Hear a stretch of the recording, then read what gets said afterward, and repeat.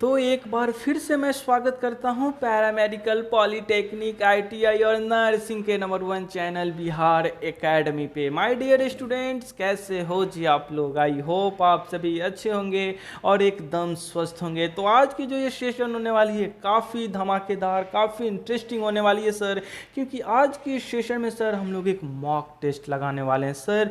All subject का आज हम लोग यहाँ पे मॉक टेस्ट लगाने वाले हैं सर, 19 क्वेश्चंस का। तो एक बार सर आप सभी प्यारे बच्चे सर मॉक टेस्ट की प्रश्न स्क्रीन पे शो होने से पहले एक बार कंफर्मेशन दे देंगे क्या मेरी वॉइस आप तक परफेक्ट तरह से पहुंच पा रही है और स्क्रीन पे सभी चीज़ें क्लियर दिख रही हैं? जी हाँ, पहले ये क्लियर करेंगे। क्या बात है सर, चलिए सभी चीज़ें क्लियर है। ओके एवरीवन, तो आज सर हम लोग ये मॉक टेस्ट लगाने वाले हैं सर, बहुत ही ज़्यादा इंपॉर्टेंट होगी आपके बिहार पैरामेडिकल 2023 के एग्जाम ऑफ पॉइंट व्यू से। तो चलिए रेडी हो जी आप लोग। तो चलिए प्रश्नों की ओर मूव करते हैं, लेकिन प्रश्नों की ओर मूव करने से पहले एक छोटी सी और रिक्वेस्ट है सर, अगर आप लोग हमारे telegram channel study with Ritesh से या sir Bihar academy telegram channel से नहीं जुड़े हुए हैं तो सर दोनों से सर जुड़ जाएंगे। वहाँ पे क्लासेस का पीडीएफ नोट्स, हर एक वो नोटिस इन्फॉर्मेशन सबसे पहले पाने के लिए। ठीक है, चले बहुत अच्छी बात है सर। तो इस सेशन को स्टार्ट करने से पहले एक छोटा सा नगमा, बहुत ही प्यारा सा नगमा है सर। नगमा क्या है? फूल तुम्हें भेजा है खत में, फूल नहीं मेरा दिल है। फूल तुम्हें भेजा है खत में, फूल नहीं मेरा दिल है। प्रियतम मेरे मुझको लिखना, क्या ये तुम्हारे काबिल है? प्यार छिपा है खत में इतना, जितने सागर में मोती। प्यार छिपा है खत में इतना, जितने सागर में मोती। फूल तुम्हें भेजा है खत में। Thank you everyone, thank you. पे है क्वेश्चन है, भारतीय संविधान ने भारतीय नागरिकों को कितने मौलिक अधिकार प्रदान किए हैं? 2, 4, 6 या 8? जल्दी से बताना है, प्रत्येक विद्यार्थी जवाब देंगे इस प्यारे से क्वेश्चन का।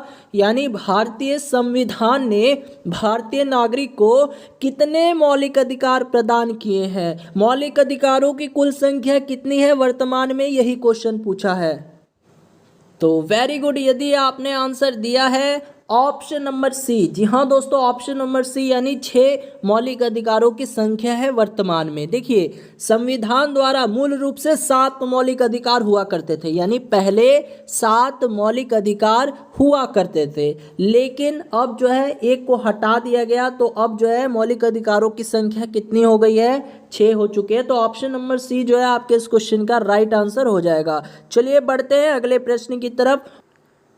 चलिए स्टूडेंट, अगला प्रश्न है, 14 वर्ष से कम आयु के बहुत से गरीब बच्चे पटाखे बनाने वाले कारखानों में काम करते हैं। इन कारखानों में बच्चों को काम देने से किस मौलिक अधिकार का उल्लंघन होता है? बताइए। समानता का अधिकार, शोषण के विरुद्ध अधिकार, या स्वतंत्रता का अधिकार, या संस्कृति तथा शिक्षा संबंधी अधिकार? आप लोगों ने देखा होगा बहुत से बच्चे हैं ना जो 14 वर्ष से भी कम आयु के हैं, वो कारखाने वगैरह में काम करते हैं। तो एक तरह से जो है यहाँ मौलिक अधिकार का उल्लंघन होता है। तो वो कौन सा मौलिक अधिकार का उल्लंघन हो रहा है बताइए? हाँ जी, जल्दी से बताना है, सभी बच्चे आंसर करेंगे। वेरी गुड, तो यदि आपने जवाब दिया है ऑप्शन नंबर बी यानी शोषण के विरुद्ध अधिकार। जी हाँ दोस्तों, शोषण के विरुद्ध का अधिकार जो है इस मौलिक अधिकार का उल्लंघन होता है ना? हाँ जी, याद रखना है। चलिए बढ़ते हैं अगले प्रश्न की तरफ, और अगला प्रश्न आ जाता है लोकसभा का कार्यकाल है। बच्चों, लोकसभा के जो सदस्य होते हैं उनका कार्यकाल कितने वर्ष का होता है? 3 साल, 4 साल, 5 साल या 6 साल? प्रत्येक विद्यार्थी इस प्यारे से क्वेश्चन का आंसर देंगे। लोकसभा का कार्यकाल होता है, यानी लोकसभा के सदस्यों का कार्यकाल कितने वर्ष का होता है? वेरी गुड, यदि आपने जवाब दिया है ऑप्शन नंबर सी यानी 5 साल, देन आपका आंसर सही है। अब देखिए स्टूडेंट, यहाँ से एक और क्वेश्चन बन जाता है कि लोकसभा का सदस्य बनने के लिए उम्मीदवार की न्यूनतम आयु कितनी वर्ष होनी चाहिए। तो लोकसभा का सदस्य बनने के लिए जो भी उम्मीदवार है, जो भी कैंडिडेट होगा, उसकी न्यूनतम आयु कितनी वर्ष होनी चाहिए। तो उसकी न्यूनतम आयु 25 वर्ष होनी चाहिए। ठीक है, हाँ जी। चलिए बढ़ते हैं अगले प्रश्न की तरफ। चलिए अगला प्रश्न है, भारत के राष्ट्रपति को पद की शपथ कौन दिलवाता है। जल्दी बताइएगा, भारत के जो राष्ट्रपति हैं उनको उनके पद की शपथ कौन दिलवाता है। चीफ इलेक्शन कमिश्नर, या सुप्रीम कोर्ट के मुख्य न्यायाधीश, या चीफ मिनिस्टर यानी मुख्यमंत्री, या प्राइम मिनिस्टर यानी प्रधानमंत्री। जल्दी से आंसर करना है। प्रत्येक विद्यार्थी इस प्यारे से क्वेश्चन का आंसर करेंगे जी। हाँ जी, बिल्कुल फास्ट। तो वेरी गुड, यदि आपने आंसर दिया है स्टूडेंट ऑप्शन नंबर बी। जी हाँ दोस्तों, ऑप्शन नंबर बी जो है इस प्यारे से क्वेश्चन का राइट आंसर हो जाएगा। यानी भारत के राष्ट्रपति को उसके पद की शपथ कौन दिलवाता है। तो ये सुप्रीम कोर्ट के मुख्य न्यायाधीश दिलवाते हैं। कौन? सुप्रीम कोर्ट के मुख्य न्यायाधीश जो हैं भारत के राष्ट्रपति को उनके पद की शपथ दिलवाते हैं। चलिए बढ़ते हैं अगले क्वेश्चन की तरफ। चलिए स्टूडेंट, अगला प्रश्न है, जनसंख्या के संदर्भ में भारत का विश्व में स्थान है। देखिए जनसंख्या के मामले में भारत का जो स्थान है विश्व में वो क्या है। पहला, दूसरा, तीसरा या पांचवा। बिल्कुल फास्ट आंसर करना है। हाँ जी, प्रत्येक स्टूडेंट इस प्यारे से क्वेश्चन का आंसर देंगे। जनसंख्या की दृष्टि से भारत का जो विश्व में स्थान है, यानी अपना देश भारत, ये कितने नंबर पे आता है। तो बच्चों, अपना देश भारत जो है अभी दूसरे नंबर पे है ना। ये 2011 की जनगणना के अनुसार मैं बता रहा हूँ। ठीक है, हाँ जी, अभी 2011 का जनगणना हुआ था। उस बेसिस पे भारत जो है ना, ये विश्व में अभी दूसरे स्थान पर है जनसंख्या के मामले में। लेकिन अभी जैसे जनगणना होगा तो अपना देश भारत ये नंबर 1 पे आ जाएगा। चीन को भी हम लोग पीछे कर सकते हैं। ठीक है, तो अभी के लिए आपको याद रखना है कि जनसंख्या की दृष्टि से भारत का जो विश्व में स्थान है वो अभी दूसरा है। ठीक है, क्योंकि अभी जनगणना हुआ नहीं है इसलिए। चलिए अगले प्रश्न की तरफ आते हैं और अगला प्रश्न बोल रहा है, पूंजीवादी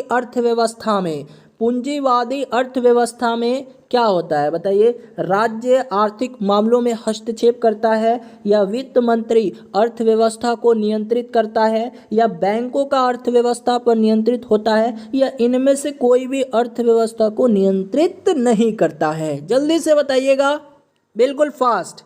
देखिए दोस्तों, आज की क्लास बहुत ही ज़्यादा इंटरेस्टिंग होने वाली है। क्लास को शुरू से लेकर अंत तक अगर आप लोग देख लेंगे तो आपको एग्जामिनेशन हॉल में 100% जो है फ़ायदा होगा, है ना। बहुत फ़ायदा होगा। आपको पता चल जाएगा कि एग्ज़ाम में किस सब्जेक्ट से कैसे कैसे क्वेश्चंस पूछते हैं, क्योंकि आज के इस क्लास में मैं हर एक सब्जेक्ट के क्वेश्चंस को करवाऊंगा। ठीक है ना बच्चों।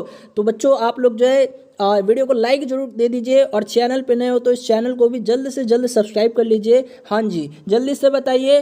Very good. तो यदि आपने आंसर दिया है ऑप्शन नंबर डी, देखिए यहाँ पे ऑप्शन नंबर डी जो है इस प्यारे से क्वेश्चन का आंसर हो जाएगा। देखिए, पूंजीवादी अर्थव्यवस्था में यहाँ पर ये जो 3 है ना, इनमें से कोई भी अर्थव्यवस्था को नियंत्रित नहीं करता है ना। पूंजीवादी अर्थव्यवस्था में इनमें से कोई भी अर्थव्यवस्था को नियंत्रित नहीं करता है, यानी ऑप्शन नंबर डी जो है इस क्वेश्चन का राइट आंसर हो जाएगा। चलिए बढ़ते हैं अगले क्वेश्चन की तरफ, और अगला क्वेश्चन आ जाता है, भारत में अधिकांश अदृश्य बेरोजगारी पाई जाती है। किस क्षेत्र में पाई जाती है जी।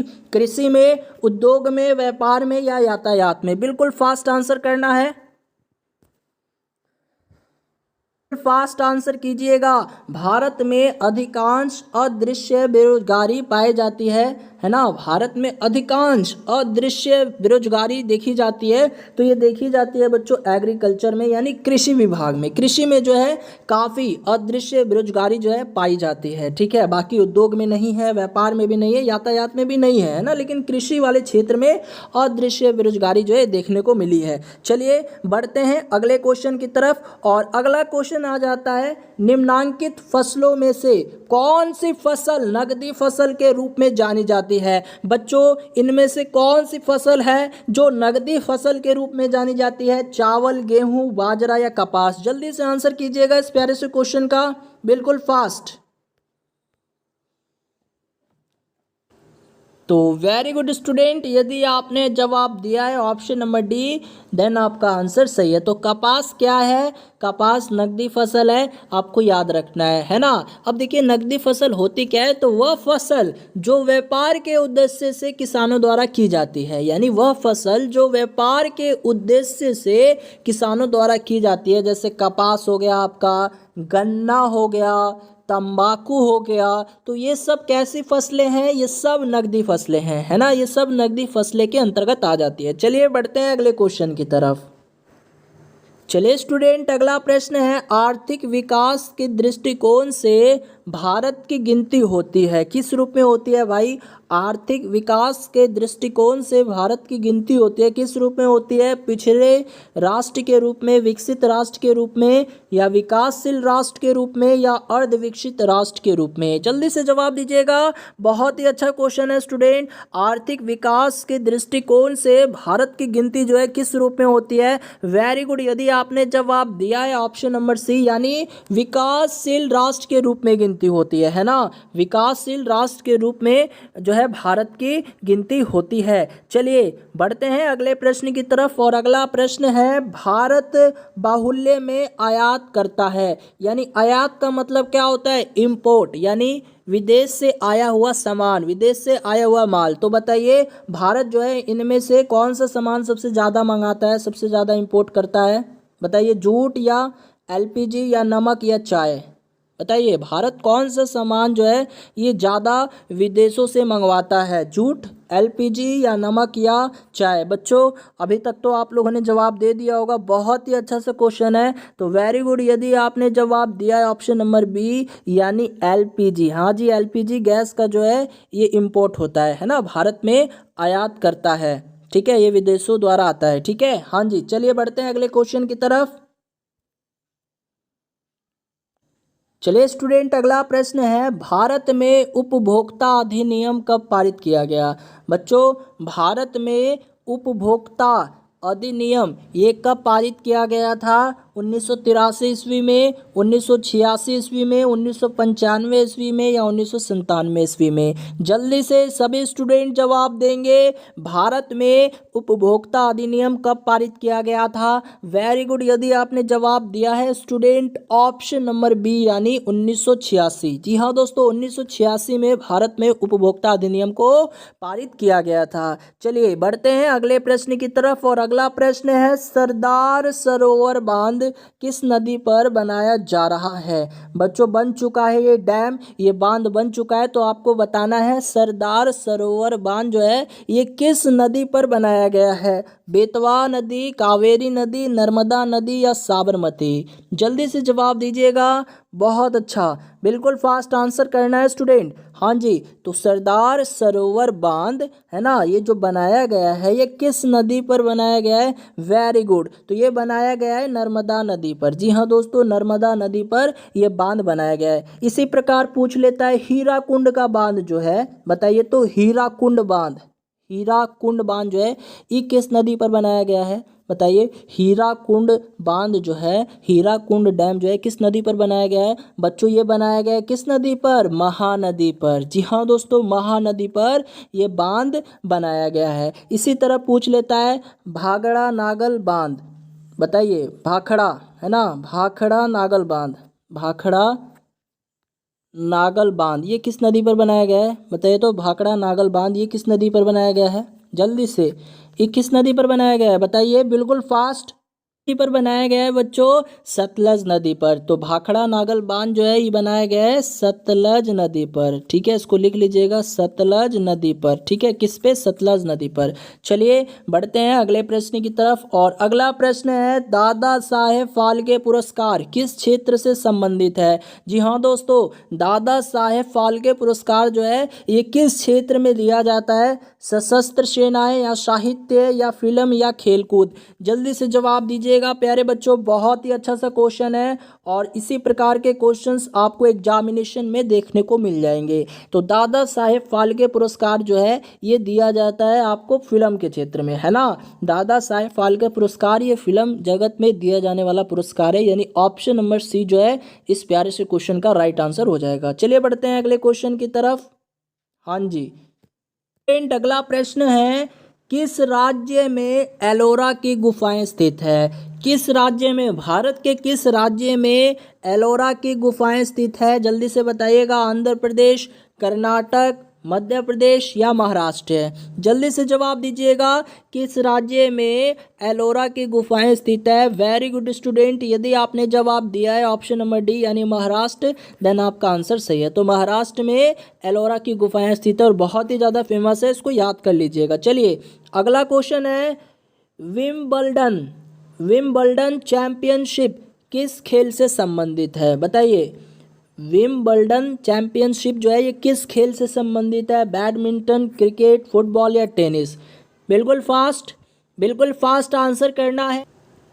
तो वेरी गुड स्टूडेंट, यदि आपने आंसर ऑप्शन डी दिया है देन आपका आंसर सही है। तो याद रखना है, विम्बल्डन चैंपियनशिप जो है ये टेनिस से संबंधित है। ठीक है, टेनिस से संबंधित है। चलिए अगला प्रश्न आ जाता है, विश्व प्रसिद्ध थार रेगिस्तान ये किस राज्य में स्थित है? बच्चों ये विश्व भर में प्रसिद्ध है। कौन सा? थार रेगिस्तान। तो आप लोग जानते होंगे थार रेगिस्तान के बारे में, तो आप लोग बता दीजिए कि ये भारत के किस राज्य में स्थित है? उत्तर प्रदेश, राजस्थान, बिहार या आंध्र प्रदेश? बिल्कुल फास्ट, हाँ जी बिल्कुल फास्ट आंसर करना है। वेरी गुड, तो यदि आपने आंसर दिया है ऑप्शन नंबर बी यानी राजस्थान, देन आपका आंसर सही है ना। तो आपको याद रखना है, ये जो थार रेगिस्तान है ये भारत के किस राज्य में स्थित है? तो राजस्थान में स्थित है। चलिए अगले प्रश्न की तरफ आते हैं, और अगला प्रश्न है, भारतीय राष्ट्रीय पशु है। देखिए ये क्वेश्चन आ रखा है, एक बार ये क्वेश्चन आ रखा है, तो आई होप आप सभी लोग इस क्वेश्चन का सही आंसर दीजिएगा। बहुत ही सरल क्वेश्चन है, बहुत इजी क्वेश्चन है ना। तो भारतीय राष्ट्रीय पशु कौन सा है? गाय है, बाघ है, हाथी है या हिरन है? सही जवाब आना चाहिए। हाँ जी बिल्कुल सही जवाब दीजिए। वेरी गुड, तो यदि आपने आंसर दिया है ऑप्शन नंबर बी, देन आपका आंसर सही है। तो भारत का राष्ट्रीय पशु कौन है? बाघ है। बात करेंगे राष्ट्रीय पक्षी, तो ये कौन है बच्चों? भारत का राष्ट्रीय पक्षी कौन है? तो ये है बच्चों मोर, है ना। कौन है? मोर। ठीक है, हाँ जी। चलिए बढ़ते हैं अगले क्वेश्चन की तरफ। अब अगला प्रश्न है, श्वेत क्रांति किस चीज के उत्पादन से संबंधित है? बच्चों मैंने सब बता रखा है, श्वेत क्रांति, पीली क्रांति, नीली क्रांति, है ना, सब मैंने बता रखा है। तो जल्दी से बता दीजिए, श्वेत क्रांति का संबंध किस चीज से रहा? दूध, चाय, चीनी, कॉफी? बिल्कुल फास्ट बता दीजिए। हाँ जी बिल्कुल फास्ट बता दीजिएगा ना, तो कॉफी भी बनाकर पिलाऊंगा जल्दी से। हाँ जी बिल्कुल, ऑनलाइन कॉफी पिलाऊंगा आप लोगों को। बताइए। वेरी गुड, तो यदि आपने जवाब दिया है ऑप्शन नंबर ए, जी हाँ दोस्तों ऑप्शन नंबर ए, जिन बच्चों का राइट आंसर आया है ना, तो उन्हीं को कॉफ़ी मिलेगा क्योंकि उनका आंसर सही है। तो श्वेत क्रांति का संबंध किस क्षेत्र से रहा? दूध से रहा। और श्वेत क्रांति के जनक के रूप में हम लोग किनको जानते हैं? तो किनको जानते हैं? वर्गीज कुरियन जी को। बताया था ना, वर्गीज कुरियन जी को जानते हैं हम लोग, है ना। ठीक है, चलिए कॉफ़ी बाद में पीजिएगा। अब नेक्स्ट क्वेश्चन की तरफ चलते हैं। अगला क्वेश्चन है, नील नदी गिरती है। नील नदी कहाँ गिरती है? काला सागर में, हिंद महासागर में, भूमध्य सागर में या अरब सागर में? बिल्कुल फास्ट आंसर करना है। नील नदी कहाँ गिरती है? तो वेरी गुड स्टूडेंट, कहाँ गिरती है? तो ये भूमध्य सागर में गिरती है। तो ऑप्शन नंबर क्या हो जाएगा? ऑप्शन नंबर सी जो है इस क्वेश्चन का राइट आंसर हो जाएगा। चलिए स्टूडेंट, अगला प्रश्न है, निम्नांकित में से कौन सा स्थान सर्वाधिक वर्षा के लिए प्रसिद्ध है? यानी भारत का ऐसा कौन सा स्थान है जहां सबसे ज़्यादा वर्षा होती है? देखिए 4 ऑप्शन दिया हुआ है, बीकानेर, मासिनराम, पटना या त्रिपुरा। बताइए, निम्नांकित में से कौन सा स्थान सर्वाधिक वर्षा के लिए प्रसिद्ध है? यानी ये स्थान वर्षा के लिए बहुत ही ज़्यादा फेमस है, बहुत ही ज़्यादा वर्षा होती है, सर्वाधिक वर्षा होती है। तो वेरी गुड स्टूडेंट, यदि आपने जवाब दिया है ऑप्शन नंबर बी, जी हाँ दोस्तों ऑप्शन नंबर बी यानी मासिनराम में जो है सबसे ज़्यादा वर्षा होती है। ठीक है, हाँ जी। अब यदि मैं आपसे ये पूछूं कौन सा स्थान सबसे कम वर्षा के लिए प्रसिद्ध है? बताइए। यहाँ पर मैं सर्वाधिक की जगह सबसे कम कर दूं, क्या जवाब दीजिएगा? बताइए। यानी भारत के किस राज्य में सबसे कम वर्षा होती है?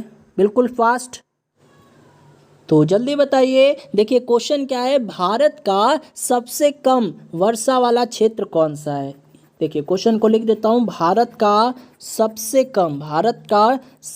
कम वर्षा वाला क्षेत्र कौन सा है? भारत का सबसे कम वर्षा वाला क्षेत्र कौन सा है? तो ये है बच्चों लेह। और ये लेह है कहाँ? लद्दाख में है। तो लद्दाख के केंद्र शासित प्रदेश में लेह नामक एक जगह है जहाँ सबसे कम वर्षा होती है। ठीक है, चलिए बढ़ते हैं अगले क्वेश्चन की तरफ। चलिए स्टूडेंट, अगला प्रश्न है, निम्न में से कौन सा कवक अल्कोहल बनाने में सबसे अधिक प्रयोग किया जाता है? यानी किस कवक का यूज अल्कोहल बनाने में सबसे अधिक किया जाता है? मॉर्चेला, म्यूकर, ईस्ट या एस्परजिलस? जल्दी से बता दीजिएगा बच्चों, बिल्कुल फास्ट आंसर करना है। प्रत्येक विद्यार्थी इस क्वेश्चन का आंसर करेंगे। तो वेरी गुड स्टूडेंट, यदि आपका आंसर है ऑप्शन नंबर सी, देन आपका आंसर सही है ना। तो ईस्ट का प्रयोग जो है सबसे अधिक किया जाता है। अब ये ईस्ट है क्या? तो ईस्ट जो है एक कोशिकीय मृतोपजीवी कवक है और इसमें बच्चों क्लोरोफिल नहीं पाया जाता, इसीलिए ये अपना भोजन स्वयं नहीं बना सकते और इसका उपयोग मुख्य रूप से अल्कोहल, बियर, शराब तथा डबल रोटी बनाने में भी इसका प्रयोग किया जाता है। ठीक है, तो याद रखना है। चलिए बढ़ते हैं अगले प्रश्न की तरफ। और अगला प्रश्न है, शब्द एम्फीबिया का अर्थ होता है, क्या होता है? वह जंतु जो पानी में रहते हैं उनको कहते हैं, या वह जंतु जो केवल जमीन पर रहते हैं, या वह जंतु जो पेड़ों पर रहते हैं, या वह जंतु जो जल और थल दोनों पर रहते हैं? जल्दी से बताइएगा। यहाँ पे शब्द क्या है?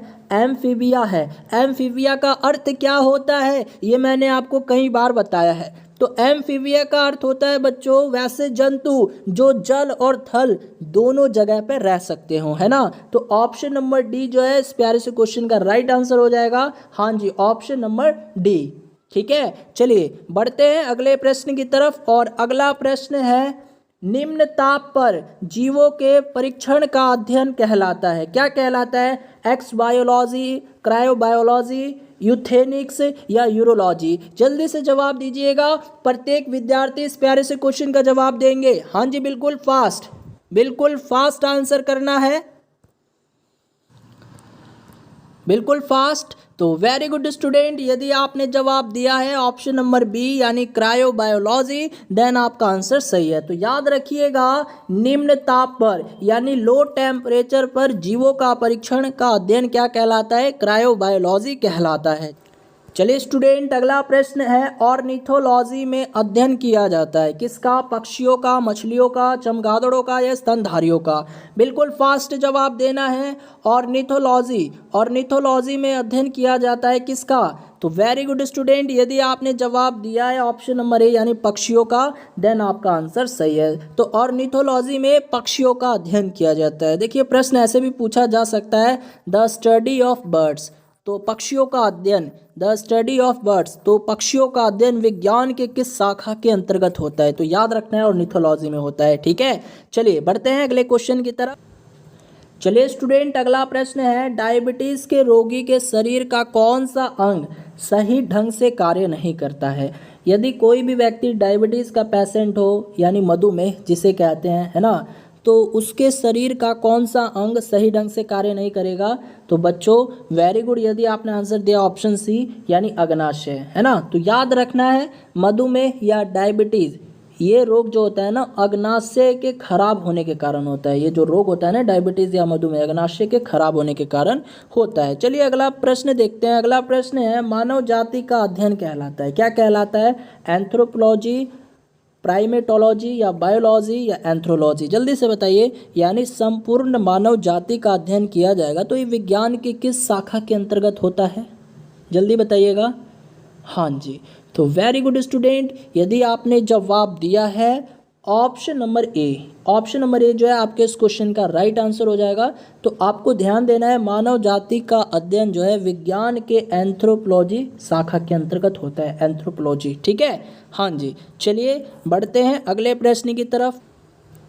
चलिए स्टूडेंट, अगला प्रश्न है, हमारी जीभ का वह भाग जो मीठा स्वाद बताता है, हमारी जीभ का वह भाग जो मीठा स्वाद बताता है, ये कौन सा भाग है? पार्श्व भाग है, अग्र भाग है, मध्य भाग है या पश्च भाग है?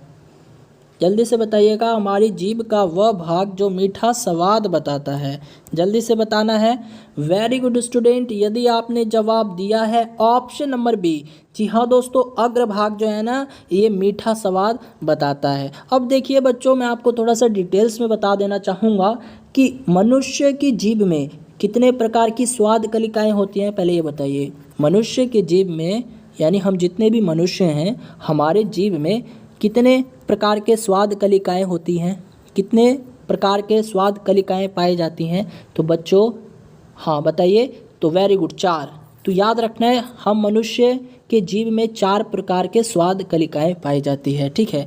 जिसमें से अग्रभाग जो होता है, इसका काम क्या होता है, ये अग्रभाग जो है ना मीठे और नमकीन के स्वाद का अनुभव करवाती है। यानी मीठा स्वाद या नमकीन स्वाद का अनुभव करवाना ये किसका काम है, अग्रभाग का काम है, ठीक है। और इसके बाद जैसे बात करेंगे पार्श्व भाग, पार्श्व भाग इसका काम क्या होता है, तो ये खट्टे स्वादों का अनुभव करवाती है, खट्टे, ठीक है। पूछा जा सकता है कि खट्टे स्वादों का अनुभव कौन करवाता है, तो ये याद रखना है कौन सा भाग करवाता है, तो पार्श्व भाग करवाता है, ठीक है। हाँ जी, पार्श्व भाग। और इसी प्रकार अगर कड़वे स्वाद का अनुभव करवाना हो तो ये कौन करवाता है, ये जीभ का कौन सा भाग करवाता है, कड़वे स्वाद का अनुभव करवाना हो तो ये करवाता है पश्चात भाग, ठीक है, पश्चात भाग, ठीक है, याद रखना है। ओके, हाँ जी, चलिए बढ़ते हैं अगले क्वेश्चन की तरफ। चलिए स्टूडेंट, अगला प्रश्न है, सर्प किस वर्ग से संबंधित है? ये जो सर्प है किस वर्ग से संबंधित है? मैमेलिया या इकाइनोडमेंटा या रेप्टिलिया या एनेलिडा? जल्दी से बताइएगा। सर्प, जी हाँ दोस्तों, सर्प किस वर्ग से संबंधित है? तो वेरी गुड स्टूडेंट, यदि आपने आंसर दिया है ऑप्शन नंबर सी यानी रेप्टिलिया, देन आपका आंसर सही है। तो याद रखना कि सर्प जो है ये रेप्टिलिया वर्ग के अंतर्गत आता है और ये साधारणतः स्थलवासी होता है, स्थलवासी है ना, लेकिन कुछ जलवासी भी होते हैं। लेकिन आपको याद रखना है कि जो सर्प है ये रेप्टिलिया वर्ग के अंतर्गत आता है। चलिए अगला प्रश्न है, चलिए स्टूडेंट अगला प्रश्न है, भारतीय मोर का वैज्ञानिक नाम है। भारतीय मोर का साइंटिफिक नाम क्या है, वैज्ञानिक नाम क्या है? पैंथेरा टाइग्रिस या राना टिग्रिना या पैवो क्रिस्टेसस या होमो सैपियंस? जल्दी बताइएगा। भारतीय मोर जो कि हमारे देश का राष्ट्रीय पक्षी है, इसका वैज्ञानिक नाम क्या है बच्चों? तो वेरी गुड, क्या है? ऑप्शन नंबर सी यानी पैवो क्रिस्टेसस, है ना। हाँ जी, याद रखना है, पैवो क्रिस्टेसस जो है भारतीय मोर का वैज्ञानिक नाम है। अब बात करेंगे स्टूडेंट होमो सैपियंस, तो ये किसका वैज्ञानिक नाम है? आप सभी जानते हैं किसका नाम है, मनुष्य का, है ना, मनुष्य का। तो मनुष्य का वैज्ञानिक नाम क्या है? होमो सैपियंस है। चलिए बढ़ते हैं अगले प्रश्न की तरफ। चलिए स्टूडेंट अगला प्रश्न है, मलेरिया परजीवी का बीजाणु जनन होता है, कहाँ होता है? मलेरिया परजीवी का बीजाणु जनन कहाँ होता है? मच्छर की अमाशय भित्ति में, मच्छर की लार ग्रंथियों में, मनुष्य की पेट में या मनुष्य के लार में? जल्दी से बताइएगा। मलेरिया परजीवी का बीजाणु जनन कहाँ होता है? वेरी गुड स्टूडेंट, यदि आपने जवाब दिया है ऑप्शन नंबर ए, देन आपका आंसर सही है। तो कहाँ होता है? मच्छर की अमाशय भित्ति में होता है ना। मलेरिया परजीवी का बीजाणु जनन का होता है, मच्छर की जो अमाशय भित्ति होती है ना उसी में होता है इसका बीजाणु जनन, ठीक है। चलिए बढ़ते हैं अगले क्वेश्चन की तरफ। चलिए स्टूडेंट अगला प्रश्न है, यदि कोई ऐसा ग्रह हो जिसका द्रव्यमान तथा अर्धव्यास दोनों पृथ्वी के आधे हो तो उसकी सतह पर गुरुत्वीय त्वरण क्या होगा? जबकि पृथ्वी की सतह पर गुरुत्वीय त्वरण दिया हुआ है 9.8 मीटर पर सेकेंड स्क्वायर होता है। अब देखिए स्टूडेंट, यहाँ पे आप सभी स्टूडेंट जानते हैं कि गुरुत्वीय त्वरण यानी एक्सलरेशन ड्यू टू ग्रेविटी, इसको स्मॉल जी बोलते हैं। तो स्मॉल जी बराबर क्या लिखते हैं? तो स्मॉल जी बराबर होता है कैपिटल जी इंटू में एम अपॉन में आर स्क्वायर होता है ना। तो इसको इक्वेशन 1 मान लीजिए, इसको इक्वेशन 1 मान लीजिए। अब देखिए, अब क्वेश्चन में बोला है कि द्रव्यमान तथा अर्धव्यास दोनों जो है ना पृथ्वी के आधी हो जाती है, यानी मास जो है ये आधी हो जाती है, यानी m/2 हो जाएगी। उसी प्रकार अर्धव्यास यानी त्रिज्या जिसको कहते हैं, ये भी जो है कितनी हो जाती है? आधी हो जाती है, यानी r/2 हो जाएगी, ठीक है। तब अब देखिए, अब क्या है? अब एक्सलरेशन ड्यू टू ग्रेविटी निकालिए। तो यहाँ से g डैश निकालना है, तो g डैश बराबर में कैपिटल जी होता है ना। देखिए जी जो है ना, ये कैपिटल जी, ये कांस्टेंट ही रहता है, ये कभी चेंज नहीं होता। ये क्या है? यूनिवर्सल ग्रेविटेशनल कांस्टेंट है, यानी सार्वत्रिक गुरुत्वाकर्षण नियतांक है, ठीक है। तो ये हमेशा कांस्टेंट रहेगा। अब देखिए मास पहले m था, अब कितना हो जाता है? अब m/2 हो जाता है। तो यहाँ पे क्या करेंगे? गुने में m/2 कर देंगे, ठीक है। और फिर देखिए r स्क्वायर था यहाँ पे, पहले r का स्क्वायर था, लेकिन यहाँ पे अब r जो है आधा हो जाता है। तो क्या करेंगे? r/2 का स्क्वायर कर देंगे, यानी r/2 का स्क्वायर कर देंगे। अब देखिए तो ये कितना आ जाएगा? देखिए g डैश बराबर में कैपिटल G इंटू में m अपॉन में 2 इंटू में r स्क्वायर। अब देखिए यहाँ पे r का एक बार स्क्वायर कीजिएगा, फिर अपॉन में 2 का स्क्वायर कीजिएगा, तो ये 4 आ जाएगा। तो 4 को मैं ऊपर लिख देता हूँ गुना में, ठीक है। तो इसको काटिएगा, 2 दूनी 4 आ जाएगा, ठीक है। तो अब क्या मिला आपको? देखिए तो इतना मिला है। आइए इसको एक अच्छे जगह मैं लिख लेता हूँ। हमको क्या मिला? देखिए जी डैश बराबर में कैपिटल जी इंटू में m इंटू में 4 अपॉन में 2 इंटू आर स्क्वायर। तो इसको काटिएगा, 2 दूनी 4 हो जाएगा, ठीक है ना। तो यहाँ से क्या मिला? जी डैश, तो जी डैश बराबर में 2 इंटू में जी m अपॉन में आर स्क्वायर, ठीक है। इतना मिल गया। तो यहाँ से मैं लिख सकता हूँ जी डैश बराबर में 2।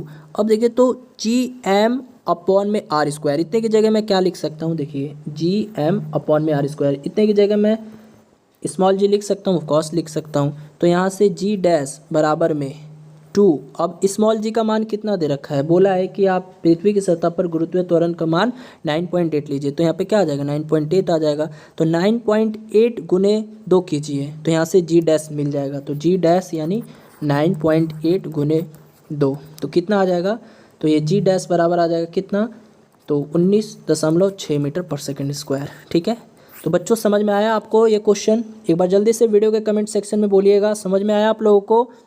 चलिए बहुत अच्छी बात है। तो ऑप्शन नंबर बी जो है इस क्वेश्चन का करेक्ट आंसर हो जाएगा। चलिए बढ़ते हैं अगले क्वेश्चन की तरफ। चलिए स्टूडेंट, अगला प्रश्न है 500 ग्राम द्रव्यमान के एक हथौड़े द्वारा 50 मीटर पर सेकंड वेग से एक कील पर प्रहार किया जाता है।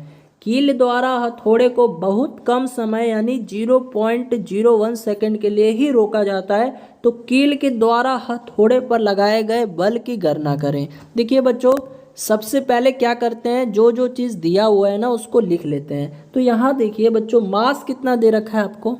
मास तो 500 ग्राम दे रखा है। कितना? 500 ग्राम दे रखा है। और आप लोगों को कल मैंने बताया था कि भैया देखिए बल निकालना है, और बल का ऐसे ही मात्रक न्यूटन होता है।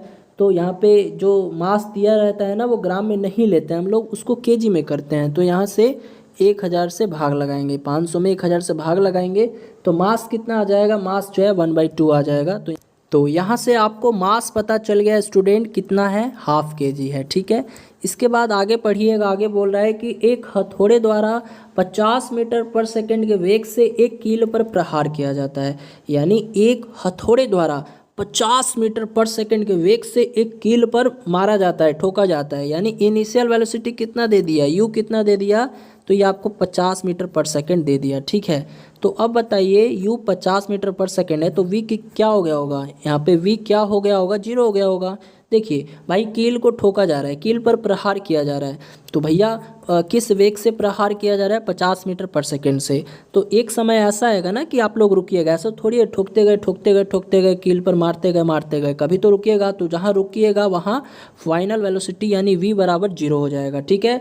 और इस दौरान समय कितना लग जाता है बच्चों? टाइम तो ये लग जाता है 0.01 सेकंड लग जाता है, ठीक है। तो उसके बाद बोला है कि भैया बल बता दीजिए, फोर्स कितना लगा होगा, फोर्स कितना आया होगा। तो देखिए फोर्स निकालना है, और फोर्स बराबर हम लोग जानते हैं क्या होता है? मास इंटू एक्सेलरेशन होता है। तो भैया मेरे मास तो दे रखा है, एक्सेलरेशन दे रखा है क्या? नहीं दे रखा।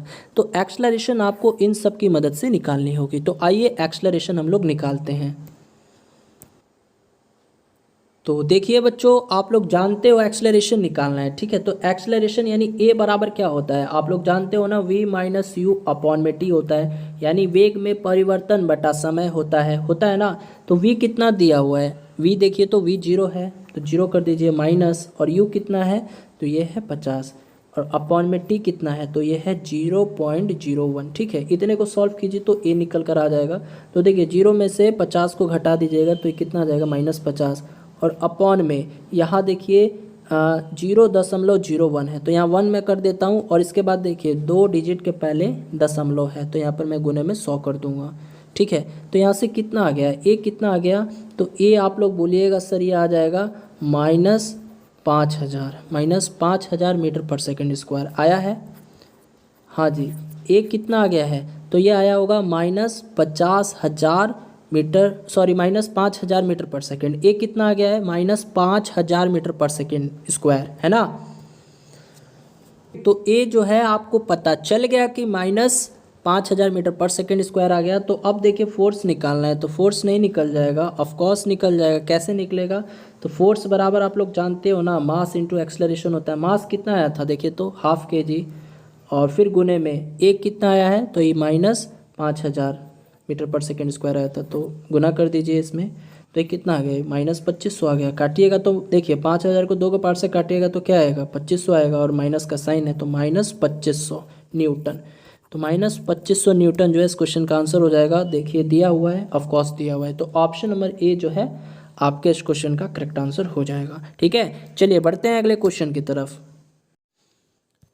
चलिए स्टूडेंट, अगला प्रश्न है, किसी द्रव्यमान m1 पर 5 न्यूटन का बल लगाने पर 8 मीटर पर सेकंड स्क्वायर का त्वरण उत्पन्न होता है, जबकि इसी परिमाण का बल किसी द्रव्यमान m2 में लगाया जाता है तो 24 मीटर पर सेकंड का स्क्वायर त्वरण उत्पन्न करता है। यदि दोनों द्रव्यमानों को परस्पर बांध कर एक कर दिया जाए तो इस बल द्वारा संयुक्त द्रव्यमान में कितना त्वरण उत्पन्न होगा। देखिए बच्चों, क्वेश्चन पढ़ने में लॉन्ग जरूर लग रहा होगा आप लोगों को, बट बहुत ही इजी क्वेश्चन है। बस आप लोग को एक फॉर्मूला आना चाहिए, एक कॉन्सेप्ट आना चाहिए। क्या, अगर आप लोग ये जानते हो कि फोर्स बराबर क्या होता है बताइए, तो देखिए ये क्वेश्चन बहुत ईजी है। मैं बिल्कुल एकदम इजी वे में आपको बताऊंगा कि आपको अगर ऐसे न्यूमेरिकल्स मिलते हैं एग्जाम में तो आपको कैसे सॉल्व करना है। पहले आप लोग ये बता दीजिए फोर्स बराबर क्या होता है। फोर्स बराबर क्या होता है, तो आप सभी बच्चे जानते होंगे, मास इंटू एक्सलरेशन होता है ना। ठीक है, इतना जानते हो। फोर्स बराबर क्या होता है, मास इंटू एक्सलरेशन होता है। अगर मैं पूछूं मास बराबर क्या हो जाएगा, तो मास बराबर क्या हो जाएगा, तो आप लोग बोलिएगा ना सर फोर्स बाई एक्सलरेशन हो जाएगा, क्योंकि मास मैं पूछा हूँ, तो मास बराबर क्या हो जाएगा, फोर्स बाई एक्सलरेशन हो जाएगा।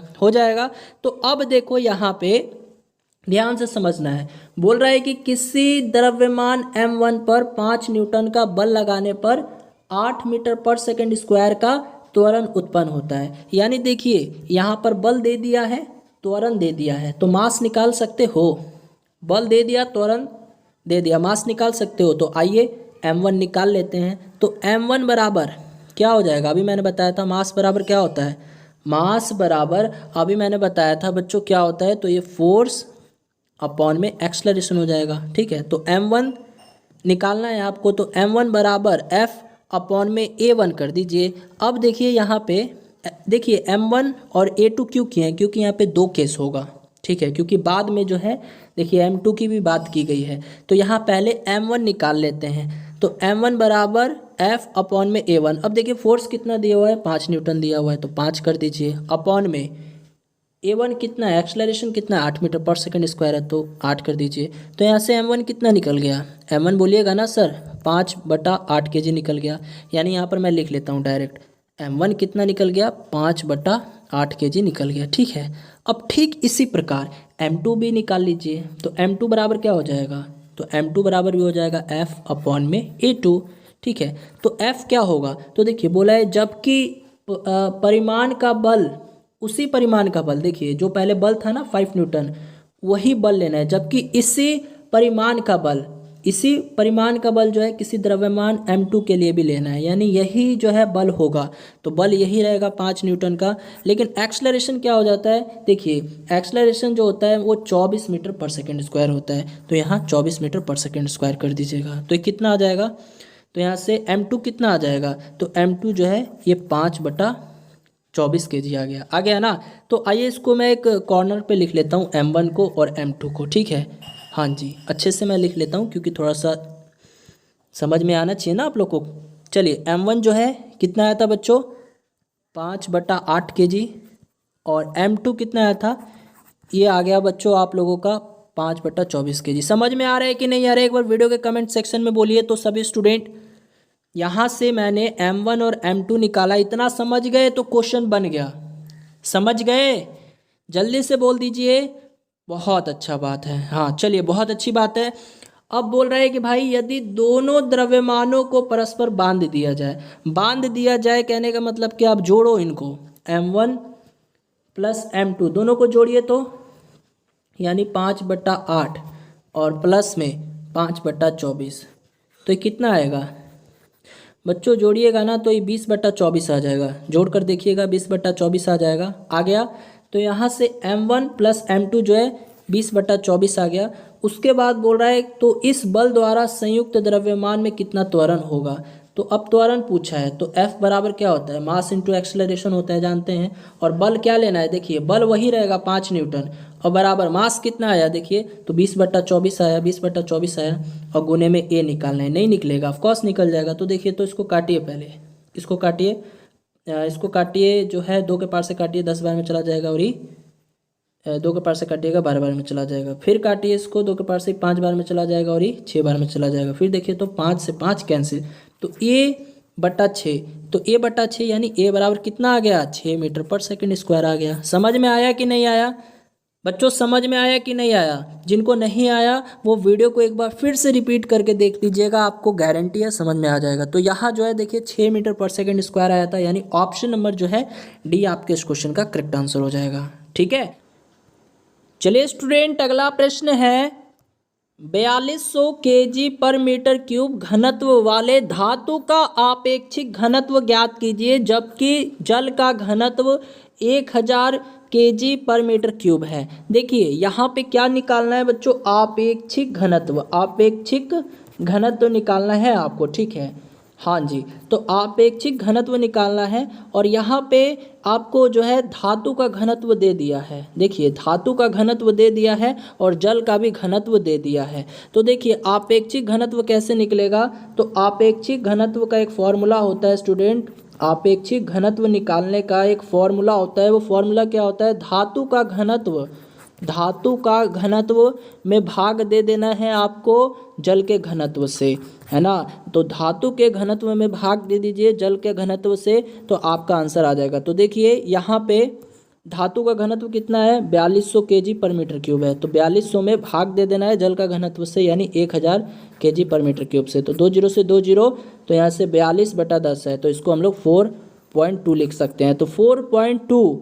जो है आपके इस क्वेश्चन का आंसर हो जाएगा, यानी ऑप्शन नंबर भी दे रखा है बी, है ना। तो ऑप्शन नंबर बी जो है इस प्यारे से क्वेश्चन का राइट आंसर हो जाएगा। चलिए बढ़ते हैं अगले प्रश्न की तरफ। चलिए स्टूडेंट, अगला क्वेश्चन है 1.2 ग्राम पर सेंटीमीटर क्यूब घनत्व वाले लवण जल में 15 सेंटीमीटर की गहराई पर दाब की गणना करें। यानी यहाँ पे दाब निकालना है और लवण जल भी दे रखा है, तो एक रिलेशन होता है, यानी लिक्विड प्रेशर का एक रिलेशन होता है।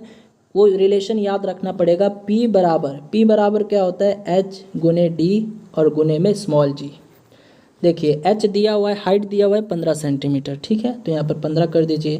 लेकिन ये चीज़ सेंटीमीटर में है स्टूडेंट, और आपको देखिए यूनिट देखिएगा ना, तो न्यूटन पर मीटर स्क्वायर हर ऑप्शन में है, न्यूटन पर मीटर स्क्वायर हर एक ऑप्शन में है। तो यहाँ क्या कीजिएगा, सेंटीमीटर में इसको मीटर में चेंज कीजिए, तो 100 से भाग दीजिएगा। और गुने में डेंसिटी कितना है, देखिए तो 1.2 ग्राम पर सेंटीमीटर क्यूब है, देख रहे हो ना। हाँ, तो यहाँ पर 1.2 लिख देना है, लेकिन ये ग्राम सेंटीमीटर क्यूब में है, तो हमको केजी में बदलना है। तो केजी में बदलेंगे इसको, तो यहाँ पे 10 का पावर 3 में गुना कर देंगे, यानी इसमें 10 के पावर 3 में गुना कर देंगे, ठीक है।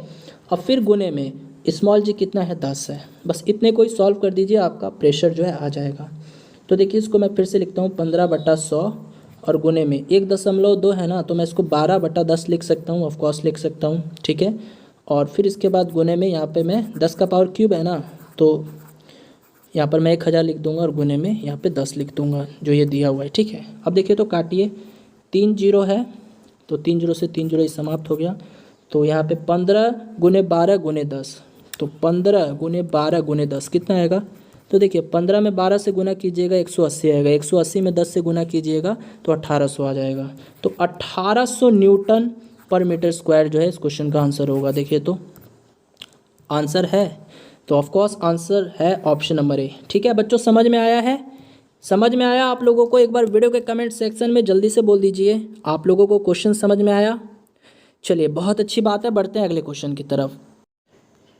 चलिए स्टूडेंट, अगला प्रश्न है, मिश्रण के घटकों के क्वथनांकों की भिन्नता का उपयोग करते हुए किसी मिश्रण के घटकों को अलग करने की प्रक्रिया निम्नलिखित कहलाती है। क्या कहलाती है? भंजक आसवन प्रक्रिया, या प्रतिस्थापन प्रक्रिया, या प्रभाजी आसवन, या फिल्टरन।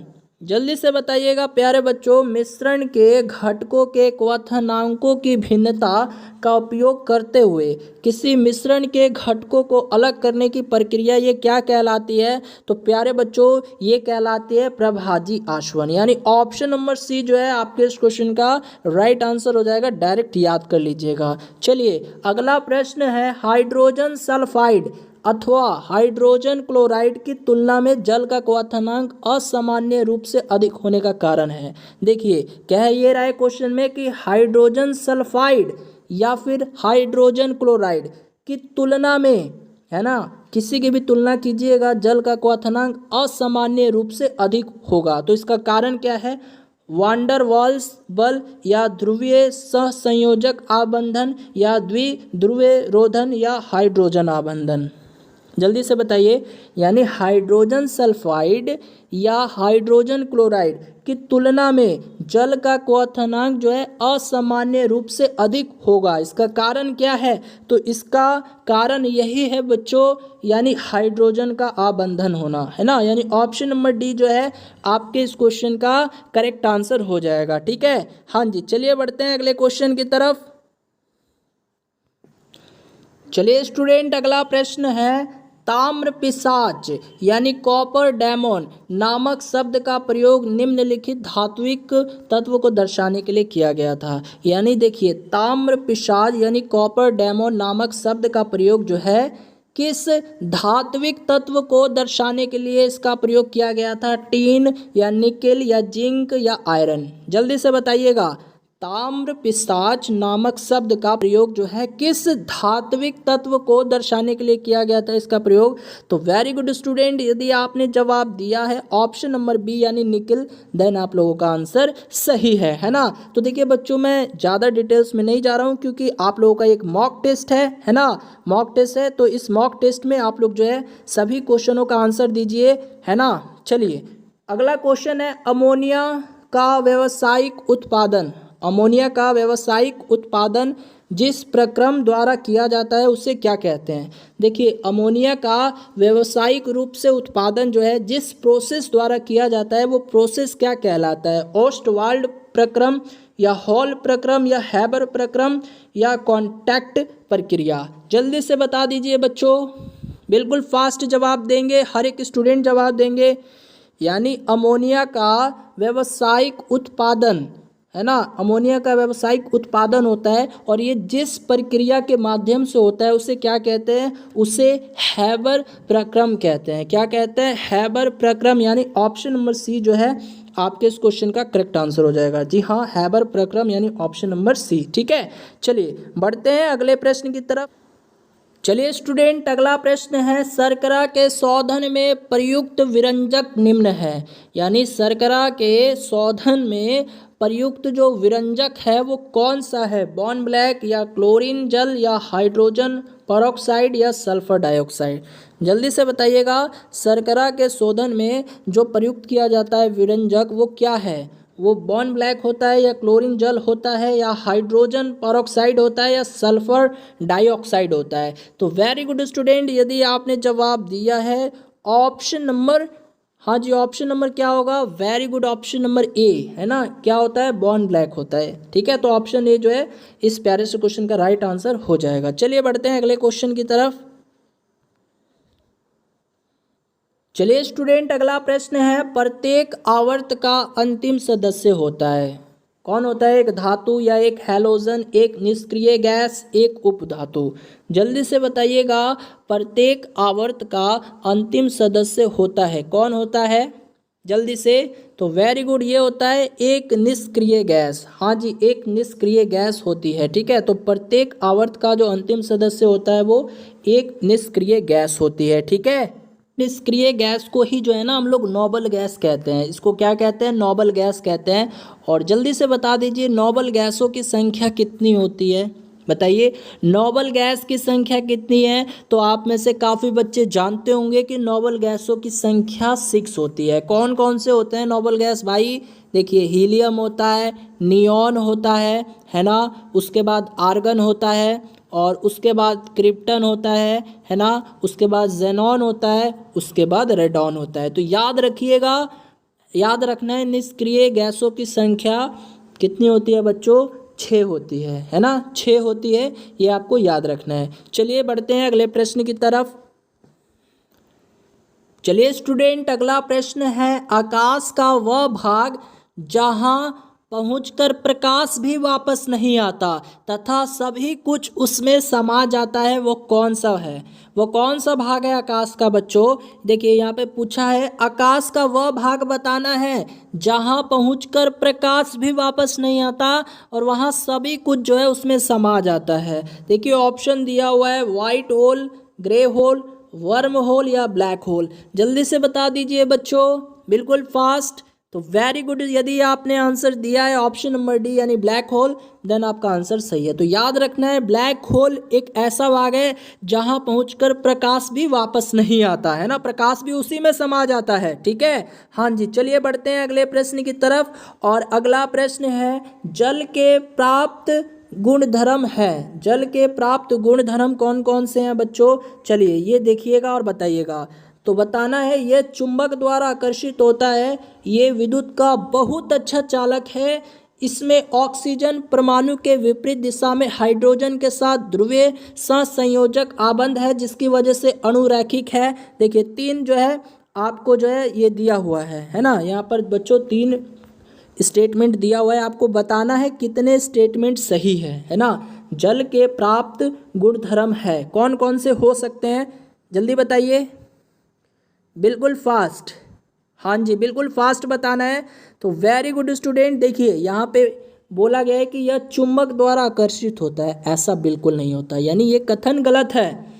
फिर बोला है कि यह विद्युत का बहुत अच्छा चालक है। तो बच्चों ये तो आप लोग जानते हो कि इलेक्ट्रिसिटी का बहुत ही अच्छा चालक होता है, गुड कंडक्टर होता है, वाटर होता है ना, तो ये तो होगा, ये तो सही है, ये कथन सही है। तीसरा कथन बोल रहा है इसमें ऑक्सीजन परमाणु के विपरीत दिशा में हाइड्रोजन के साथ ध्रुवीय सहसंयोजक आबंध है जिसकी वजह से अणुरैखिक है, ये कथन गलत है, ये भी कथन गलत है बच्चों। तो यहाँ पे केवल ये दूसरा कथन सही है। तो आप बताइए आंसर क्या होगा? क्या होगा आंसर? Very good. तो आंसर जो होगा बच्चों केवल कथन दूसरा सही है, तो यानी ऑप्शन नंबर डी जो है आपके इस क्वेश्चन का करेक्ट आंसर हो जाएगा। चलिए बढ़ते हैं अगले प्रश्न की तरफ।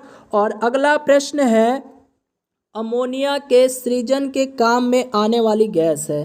कौन सी गैस है जो अमोनिया के सृजन के काम में लाई जाती है? नाइट्रोजन तथा ऑक्सीजन, ऑक्सीजन तथा नाइट्रिक ऑक्साइड, नाइट्रोजन तथा मेथेन या नाइट्रोजन तथा हाइड्रोजन। जल्दी से बताइएगा, हर एक विद्यार्थी जवाब देंगे इस प्यारे से क्वेश्चन का।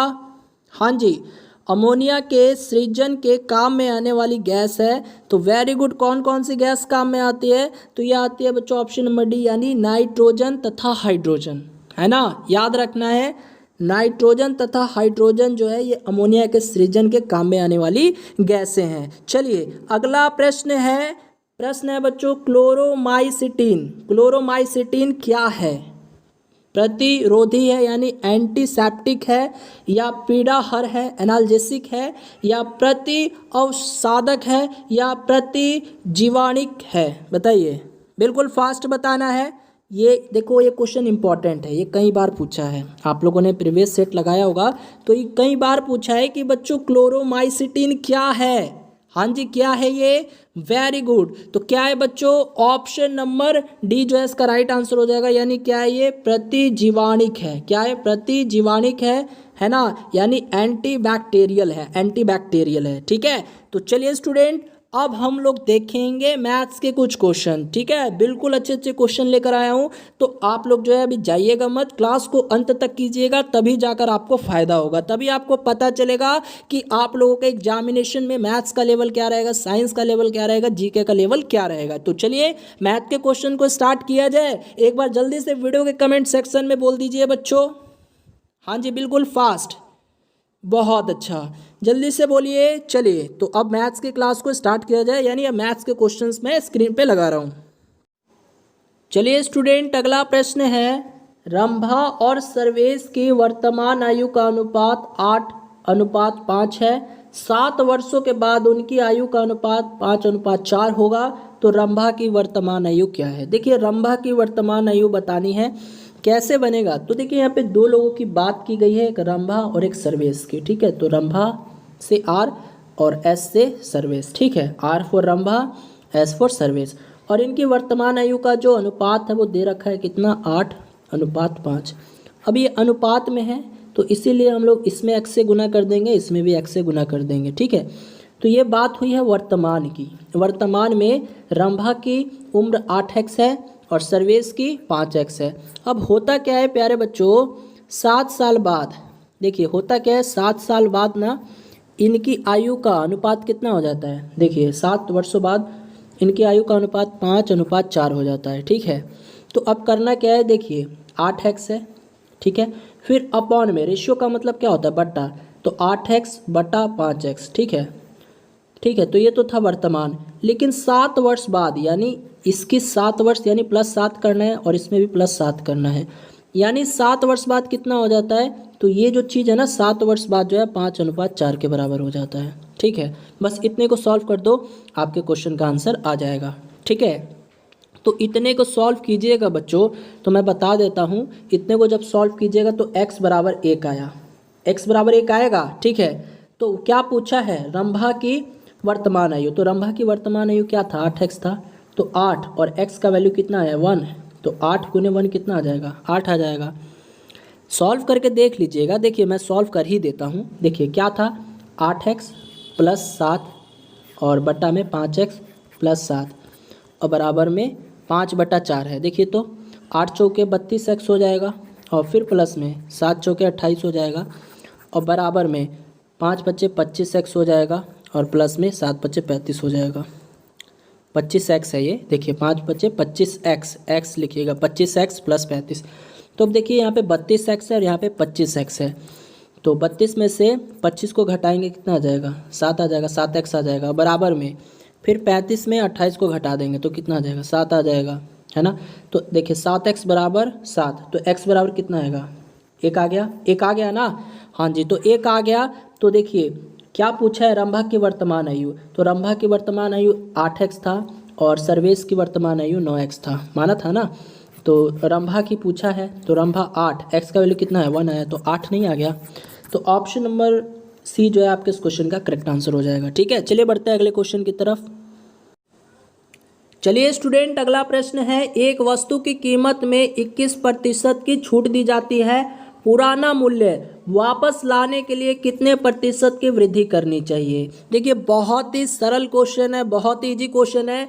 क्या दे रखा है, 21% दे रखा है। ये क्वेश्चन का टाइप मैं आप लोगों को परसेंटेज जब पढ़ाया था मैंने बताया था, तो 21% दे रखा है ना, तो यहाँ 21 पहले लिख लीजिए, ठीक है। और उसके बाद अपॉन में, अब बोल रहा है 21% की छूट दी जाती है, यानी कमी हो रही है, तो 100 में से 21 को घटाइए तो कितना आ जाएगा, हाँ कितना आ जाएगा, हाँ 79 आ जाएगा, 79 आ जाएगा और गुने में 100 कर दीजिए। इतने को सॉल्व कीजिए, इतने को सॉल्व कीजिएगा तो देखिए बच्चों, यहाँ से 21 में 100 से गुना कीजिए तो 2100 आ जाएगा और भाग लगाइए 79 से, तो काटा पिट्टी कीजिएगा ना, काटा पिट्टी कीजिएगा तो ये आ जाएगा 26.58%, ठीक है। इतना कीजिएगा, आ जाएगा, यानी ऑप्शन नंबर बी जो है आपके इस क्वेश्चन का करेक्ट आंसर हो जाएगा। और देखिए डायरेक्ट ऐसे क्वेश्चंस पूछ लिए जाते हैं आपके पैरामेडिकल के एग्जाम में, ठीक है। तो इस कॉन्सेप्ट को अच्छे से जो है याद कर लीजिएगा, ट्रिक देख लीजिएगा, ठीक है। चलिए बढ़ते हैं अगले क्वेश्चन की तरफ।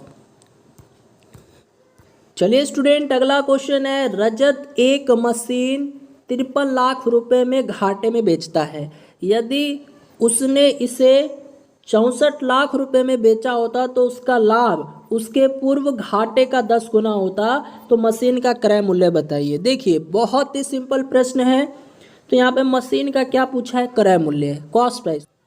तो देखिए सबसे पहले स्टूडेंट क्या करेंगे, मशीन का जो क्रय मूल्य है ना वो ज्ञात करना है। तो क्रय मूल्य को x मान लीजिए, यानी कॉस्ट प्राइस को आप लोग x मान लीजिए, ठीक है। तो कॉस्ट प्राइस x हो गया। अब उसके बाद बोल रहे हैं कि रजत एक मशीन 53 लाख रुपया में घाटे में बेचता है। देखिए, एक मशीन को सेल करता है, बेचता है, लेकिन कितने में? 53 लाख रुपए में बेचता है, लेकिन घाटे में बेचता है वो बेचारा। घाटे यानी उसको हानि होता है। तो हानि बराबर क्या लिखते हो?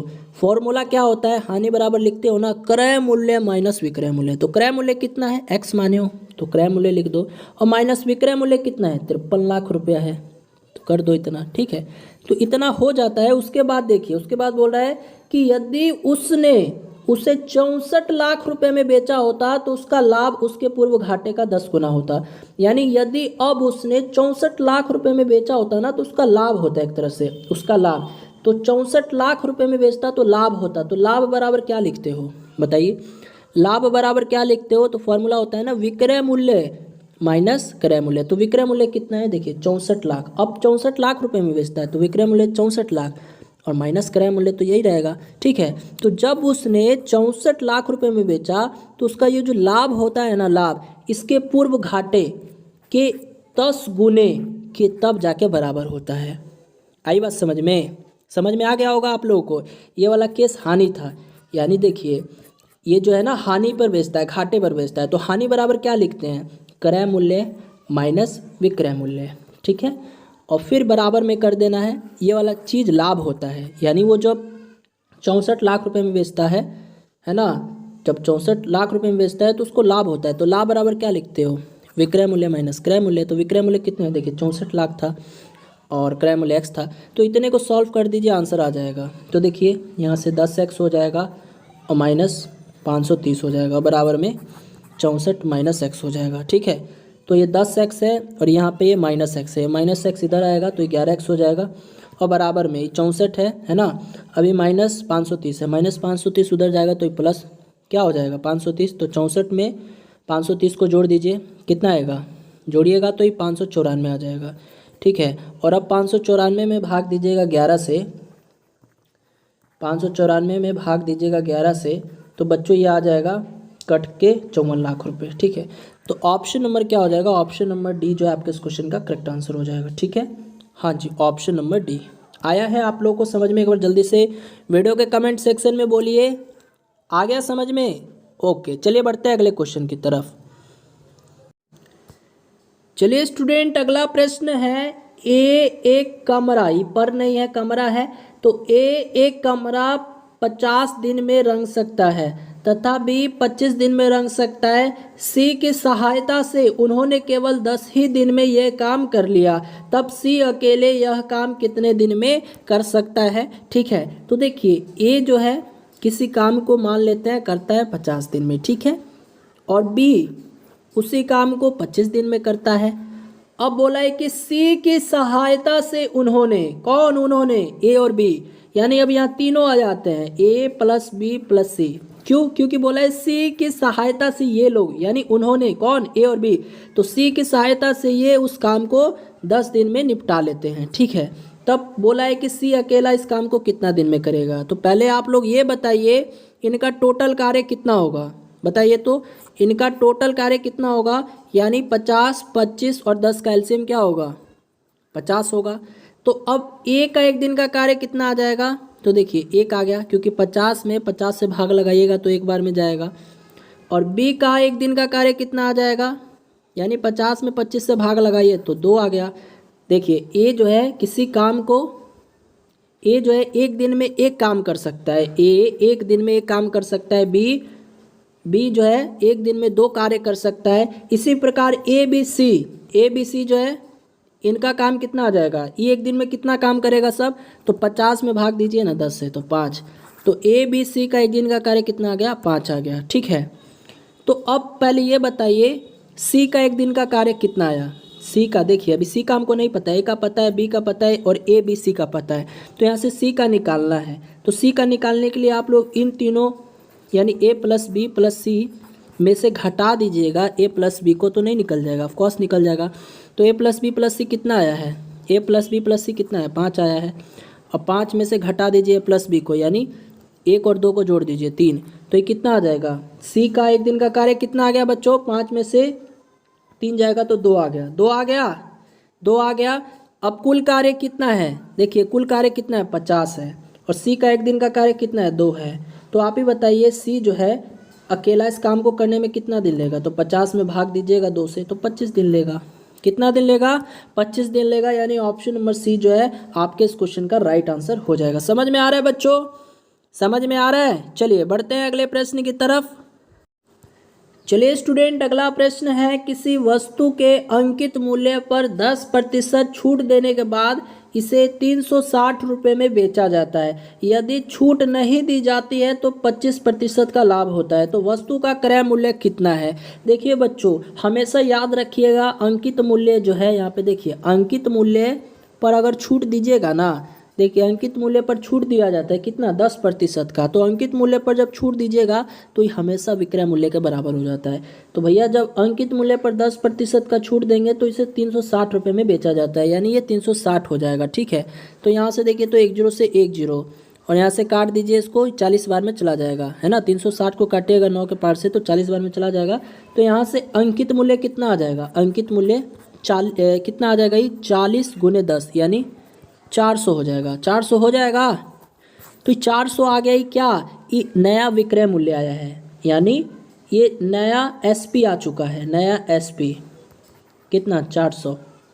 ठीक है, अब इसके बाद बोल रहा है कि भैया अब जो है 25% का अगर छूट नहीं दी जाती तो 25% का लाभ होता। तो लाभ यानी प्रॉफिट परसेंट कितना दे दिया है? 25%। यानी देखिए नया एसपी आ गया है, प्रॉफिट परसेंट दिया है। अब बोला है कि वस्तु का क्रय मूल्य कितना होगा, यानी कॉस्ट प्राइस निकालना है। तो नहीं निकलेगा। तो कॉस्ट प्राइस बराबर क्या होता है? आप सभी लोग जानते हैं, सेलिंग प्राइस और इनटू में 100 और फिर अपॉन में वही लाभ या हानि जो भी दिया हो, यानी 100 में ऐड कर देते हैं, है ना। तो 25% का लाभ है तो 100 + 25 कितना हो जाएगा? 125 हो जाएगा। काटिए इसको, 25 के पार से 5 बार में चला जाएगा और ये 4 बार में चला जाएगा। फिर 400 को काटिए 5 के पार से तो 80 बार में चला जाएगा। तो 80 × 4 कितना होता है? 320 होता है। तो 320 रुपये आया है, ऑफकोर्स आया है। तो ऑप्शन नंबर बी जो है आपके इस क्वेश्चन का राइट आंसर हो जाएगा। तो चलिए स्टूडेंट, आज की इस क्लास में इतना ही। यदि आज की क्लास अच्छी लगी हो तो अपना फीडबैक जरूर दीजिएगा और इस क्लास को भी लाइक दे दीजिएगा। मिलते हैं अगली क्लास में नई जोश के साथ, नई उमंग के साथ। तब तक के लिए bye bye, tata, take care, good night.